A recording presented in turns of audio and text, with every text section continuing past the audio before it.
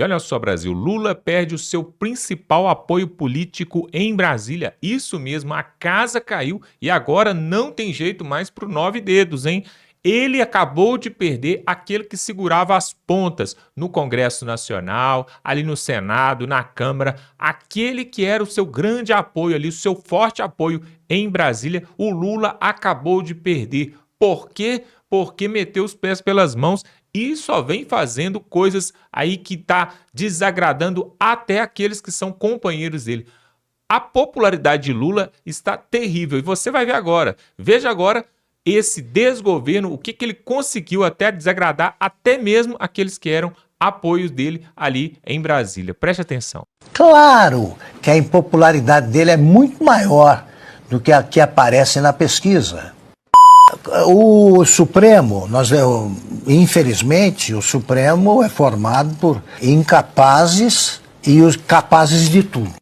Tiraram um ladrão da cadeia para transformá-lo em candidato a presidente e ele se elegeu graças ao consórcio formado pela imprensa, pela esquerda e com o apoio militante do próprio Supremo e da Justiça Eleitoral. Agora, quem liberta um ladrão não permite que viaje para a posse do presidente dos Estados Unidos, um homem que teve a votação que teve o Bolsonaro e que não foi condenado até agora por nada, esse tribunal é que devia estar em julgamento. Agora, essa pesquisa com vários indicativos aí de que o governo Lula não vai bem. 51% dos eleitores reprovando aí a gestão petista. Olha, Paula, eu sou do tempo em que não havia pesquisas. E a gente sentia, os jornalistas, sobretudo, percebiam claramente para onde ventava. Está na cara que o governo tem uma impopularidade que supera esses números da pesquisa. Mas a grande pesquisa foi feita na eleição municipal. Esse é o dado que não adianta o PT tentar enterrar. Foi o Lula que disse que ocorreria em 2024 uma disputa em cada município entre o Bolsonaro e ele. O Lula disse e o eleitorado aceitou esse desafio e mostrou o que ele está na cara. O PT, para jogar um dado colhido ao acaso, não elegeu nenhum prefeito em Mato Grosso e Mato Grosso do Sul. Isso aí é uma coisa, para um confronto exposto pelo presidente, é um desastre. Claro que a impopularidade dele é muito maior do que a que aparece na pesquisa. Agora, sobre o Bolsonaro, o Supremo, infelizmente, o Supremo é formado por, como o PT, incapazes e os capazes de tudo. Tem os mudinhos, incapazes de abrir um racha na corte para mostrar que ainda há juízes em Brasília, e tem os capazes de tudo que tiraram um ladrão da cadeia para transformá-lo em candidato a presidente e ele se elegeu graças ao consórcio formado pela imprensa, pela esquerda, pelos desinformados, pelos espertos demais e com o apoio militante do próprio Supremo e da Justiça Eleitoral. Nós queremos apenas eleições livres, voto auditado, que um tribunal não haja como partido e que o povo escolha os candidatos, porque o povo sabe escolher e não precisa de babá de marmanjo, que é o que ficam bancando aí, e essa é a pose assumida pelos ministros do Supremo. O Bolsonaro é um bandido responsável por tudo. O povo não é idiota. Deixa que o povo julgue. Deixa que o povo julgue. Agora, quem liberta um ladrão não permite que viaje para a posse do presidente dos Estados Unidos, um homem que teve a votação que teve o Bolsonaro e que não foi condenado até agora por nada, esse tribunal é que devia estar em julgamento. O povo deve exigir agora, pelo menos, o direito de escolha. Ou acabaram também com a eleição direta do presidente da República? Pois é, tá aí, né? Realmente o Augusto Nunes foi incisivo na sua fala e realmente tudo que ele falou tá coberto de razão. Deixa o povo escolher então, deixa o povo julgar então, porque para descondenar Lula precisou ali dos ministros do STF, né? E principalmente da mudança do CEP. Um simples CEP descondenou ele, tirou ele de todos os seus crimes e colocou ele elegível e depois ele ainda ganhou ainda uma eleição, né? Agora, eu quero saber o seguinte, como que eles vão fazer com Bolsonaro? Também vai agir na mesma medida, dois pesos, duas medidas? Temos que ver isso aí, né? E olha só, finalmente, o governo Lula cumpre uma das suas promessas. Finalmente ele cumpriu uma das suas promessas de governo. Olha só o que vai trazer aqui o William Vac, né? Para quem achava que o Lula era um grande mentiroso, não, pessoal, ele é uma pessoa verdadeira que cumpre as suas promessas de governo e nós vamos ver aqui qual que foi essa promessa que ele cumpriu, porque picanha não entregou, né? O imposto de renda para quem ganha pouco aí também não foi entregue e várias outras coisas. Agora, vamos ver aqui qual que foi essa medida aqui essa promessa que ele fez e que ele cumpriu. O governo Lula III cumpriu uma de suas mais importantes promessas e comemorou nesta terça-feira o recorde dos recordes em arrecadação. O fisco ficou com 2,65 trilhões de reais no ano passado, algo nunca visto, desde que se iniciou esse tipo de estatística e já faz 30 anos. A arrecadação federal subiu quase 10% no ano passado em relação ao ano anterior, já descontada a inflação. Mesmo assim, esse recorde de arrecadação não vai evitar déficit nas contas públicas, ou seja, Lula III está e vai continuar gastando mais do que arrecada. O recorde de arrecadação é resultado de aquecimento da economia, principalmente via consumo, e alguns itens como taxação de fundos offshore e fundos exclusivos aqui. O déficit em contas públicas é resultado de uma promessa, essa não foi cumprida. Resultado da promessa não cumprida de equilibrar as contas, limitando o crescimento dos gastos. Ao contrário, a armadilha criada pelo próprio Lula III garantiu nesses 2 anos de governo que os gastos sempre subissem mais do que a receita. Em parte, isso é resultado da política em relação ao salário mínimo e de atrelar despesas obrigatórias ao próprio crescimento da receita. Especialistas nos números das contas públicas estão preocupados com o fato de que algumas receitas que levaram a esse recorde não sejam recorrentes, isto é, elas podem ou não podem se realizar daqui para frente. E preocupados também com o fato de que uma série de manobras parafiscais e metodologias controversas, como por exemplo, excluir algumas despesas, simplesmente mascaram um déficit ainda maior. Fato ilustrado pelo crescimento constante da dívida pública. Ficamos assim então. Olha só, né, pessoal, que absurdo, né? 30 anos que é feito esse controle, essa pesquisa, essa análise aí, né, da arrecadação, né? E aí, pela primeira vez, bateu todos os recordes a arrecadação desse governo. E mesmo assim, mesmo batendo todos os recordes, ainda fica em déficit ainda. Mesmo assim não consegue pagar as contas públicas. Mesmo assim ainda fica no vermelho. Parece que o PT gosta tanto do vermelho, né, que onde ele entra, na prefeitura, no governo, onde entrar, vai ficar no vermelho também. Olha só que absurdo. E aí tem um fator aqui também que o William Vac falou que é muito importante. Depois de tanta arrecadação, não se sabe, né? Porque aumentou os gastos também, né? Aumentou a arrecadação, aumentou os gastos. Só que não se sabe se essa arrecadação pode se repetir, por exemplo, no próximo ano, no outro ano, 2026, 2027. E aí como que vai ficar? Porque se aumentou os gastos públicos, né? Inclusive com a Janja, né? A Janja tem um gabinete que só esse gabinete é mais de 2 milhões de reais por ano para manter esse gabinete. São funcionários ali com mais de 20 mil reais de salário. E aí, imagine você no seu orçamento aí na sua casa, né? Você aumenta a arrecadação, ótimo. Você ganhava lá, sei lá, 2 mil reais, você sobe para 5 mil reais. Tudo bem, ótimo. Só que você também aumenta os gastos. Então, você antes não comia fora toda semana, agora você passa a comer no restaurante toda semana. Vai ficar elas por elas. Só que tem um problema, você não tem a garantia que no próximo mês você vai ter aquela arrecadação, porque a sua renda ela é variável. E aí, o que vai acontecer? No próximo mês você vai ficar mais no vermelho ainda. E é isso que esse desgoverno está fazendo com o povo brasileiro, pisando no pescoço e na garganta do povo brasileiro.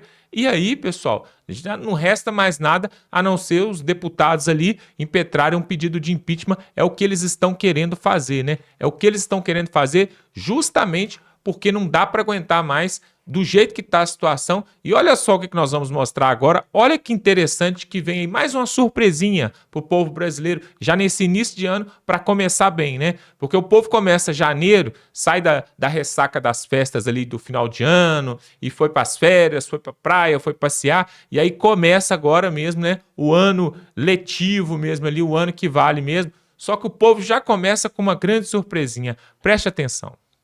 Se a gente compara o atual governo com o governo anterior do presidente Lula, no governo anterior ele fez exatamente isso que você está sugerindo. Quer dizer, ele começou organizando as contas públicas. Ao organizar as contas públicas naquele mandato, o dólar desabou.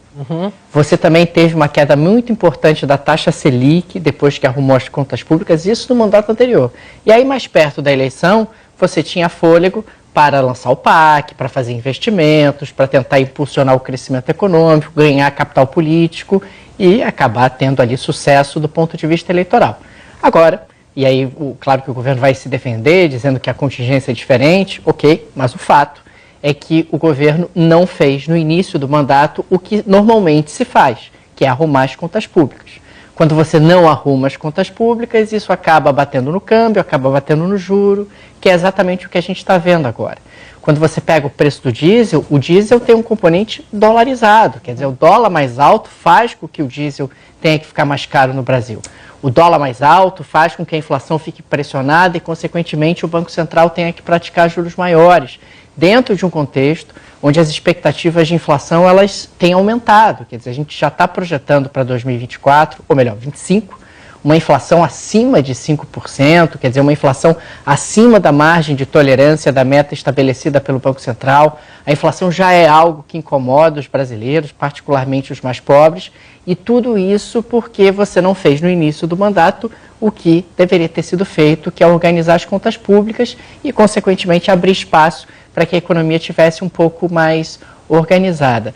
Agora vai ser mais complicado, porque você fazer no meio do caminho um ajuste das contas públicas dentro de um contexto onde a sua credibilidade já está arranhada, onde você não tem ali uma percepção geral de que você está tão comprometido assim com o equilíbrio das contas públicas, vai ser ainda mais difícil. Mas o fato é que a gente está falando de uma economia que dá sinais de desorganização. O governo já poderia ter feito no passado e não fez. E a impressão que fica é que o governo apostava que a coisa ia se resolver. Em algum momento não vai precisar reajustar o diesel porque vai acontecer alguma coisa que vai nos salvar. E não aconteceu. Agora você vai ter que fazer tudo de uma vez. Pois é, né? Parece mesmo que o Pix não caiu, porque a imprensa tá batendo de manhã, de tarde e de noite em Lula, né? Nós vimos aí essa reportagem aí da Globo News e também vimos antes a reportagem ali do William Vac da CNN. Parece que o Pix não caiu na conta, pessoal. Inclusive até aquela Daniela Lima ali também, da Globo News também, falando e metendo o pau também, toda hora ela entra no ar também. Parece que o amor agora acabou, né? O amor acabou, o amor durou pouco tempo. É uma paixão, né? Uma paixão assim que tem prazo para acabar. E aí agora nós vemos que até os analistas ali dessas grandes emissoras já estão concordando de que o povo brasileiro fez a escolha errada. Se é que fez a escolha, né? Se é que fez a escolha. E aí não podemos deixar de fazer comparações. Você viu aí o analista político, aí, o analista econômico, fazendo a comparação entre o último governo e esse governo. Que no início do governo você arruma as contas para baixar os custos, baixar tudo, e aí você começa com os investimentos. Só que esse desgoverno já quis fazer tudo ao contrário. E o povo brasileiro vai pagar essa conta, pessoal, vai pagar. Agora, olha só que absurdo. Se você acha que a gasolina, o diesel vai aumentar, já tem gente que já aumentou e estão passando a perna no povo brasileiro. Preste atenção nessa matéria que vai trazer para nós é o senador Cleitinho. População brasileira, eu estou aqui no posto de gasolina para mostrar para vocês que esse aumento agora já está chegando a quase R$7 o preço da gasolina. E para falar para vocês que esse aumento não veio do governo federal, não veio do Lula. Esse aumento veio dos estados, através do aumento do ICMS. E sabe quem que fez isso? Um órgão que eu acredito que ninguém da população brasileira já ouviu falar, que é o CONFAS, Conselho Nacional. Reúne cada representante de cada estado para poder ferrar com o povo.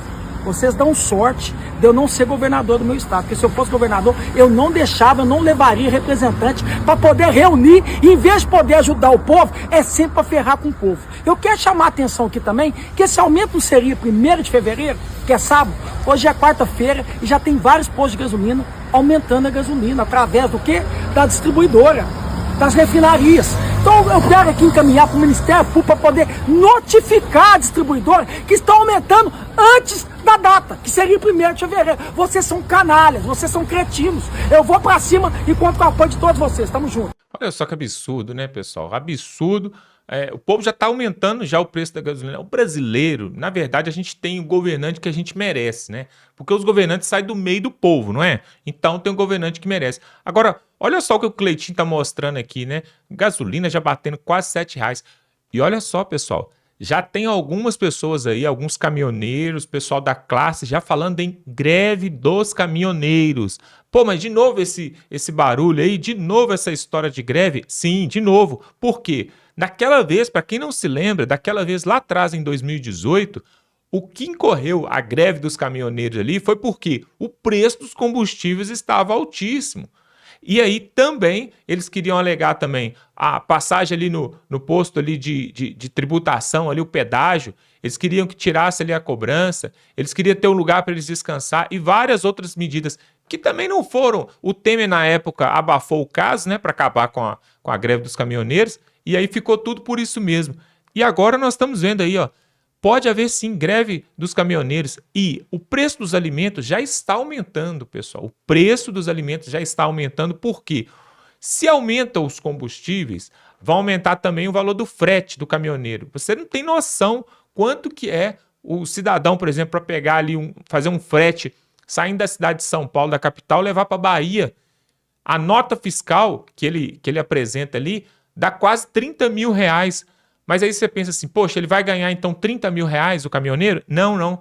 Aí tem o frete, aí tem o combustível, aí tem os pedágios, fora que ele ainda toma umas multas ainda pelo meio do caminho. No final das contas, o caminhoneiro pega lá R$1.500, R$2.000 para ficar 3, 4 dias fora de casa trabalhando e colocando sua vida em risco.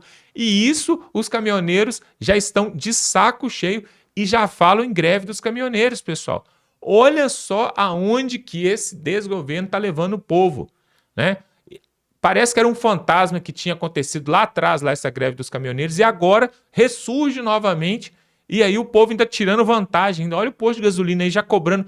O aumento era para o dia 1º de fevereiro, né? Para dar um tempo aí, um prazo, para de repente a pessoa, né? Quem precisa realmente aí do combustível, de repente encher o tanque, né? E fazer sua reserva aí. Mas não, já está batendo quase R$7. Que absurdo. Eu quero que você coloque aqui nos comentários aqui quanto que está a gasolina aí. Já aumentou aí na sua cidade? Coloca aqui o nome da sua cidade e se já aumentou ou se não aumentou.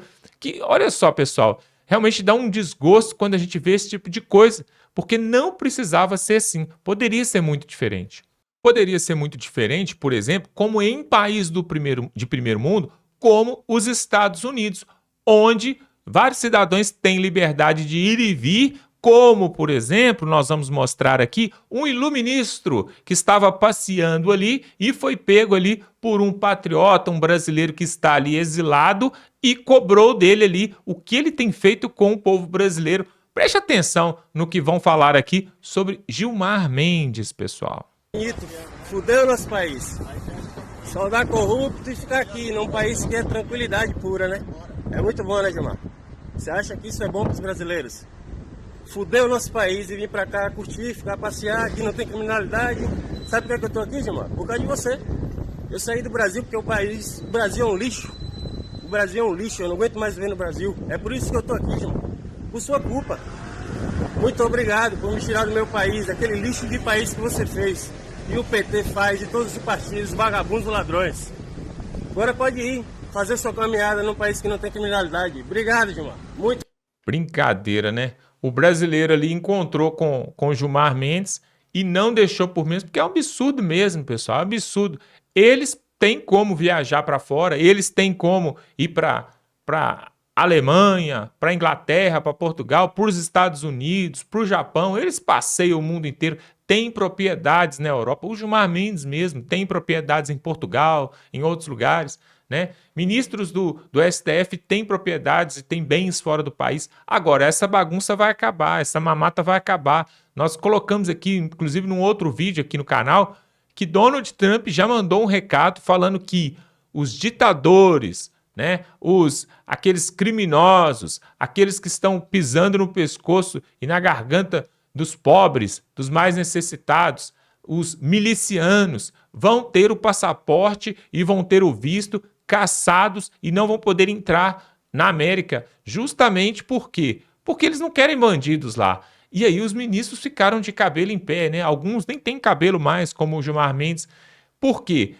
O Trump não vai aceitar esse tipo de coisa, pessoal. E não é só do Brasil, não. Da Colômbia, da Venezuela. Muitos viajam ali para os Estados Unidos para passar férias, para ficar ali, né, um tempinho, para poder se divertir. Aí tá aí, ó o Gilmar Mendes, passeando, né, fazendo a sua caminhada matinal, todo bonitão ali, com o dinheiro do povo. Um ministro do Supremo Tribunal ganha em torno aí de 30, 40 mil, 40 e poucos mil. Não teria condição de ficar viajando 3, 4, 5 vezes por ano para a Europa, para os Estados Unidos. Mas, pessoal, às vezes vai fazer uma palestra, né? Às vezes vai participar de um seminário ali e muitas vezes com recurso público. E aí fica ali, ó, passeando, aí vai numa loja, vai num shopping, né? No Outback, vai ali no Outlet e vai gastando o dinheiro do povo brasileiro. É uma vergonha. Esse país não é um país de pessoas sérias. Se fosse, nós não teríamos essa pouca vergonha, né, de pessoas, uns têm demais e outros não têm nada. E nós vamos ficando por aqui. Se você gosta desse tipo de conteúdo, se você quer ficar bem informado, se inscreva aqui, tem um botão aqui embaixo, você clica em se inscrever e aí é totalmente gratuito, você começa então a receber os nossos vídeos diários e aí você vai ficar muito bem informado e ainda vai nos ajudar, vai nos dar aquela força, tá bom? Se inscreva aqui no botão, é totalmente gratuito. Dá um like nesse vídeo, pessoal. Se assistiu o vídeo, gostou ou não gostou também, dá um like aí, pelo menos para a gente poder seguir o nosso trabalho, tá bom? Vamos ficando por aqui e até a próxima.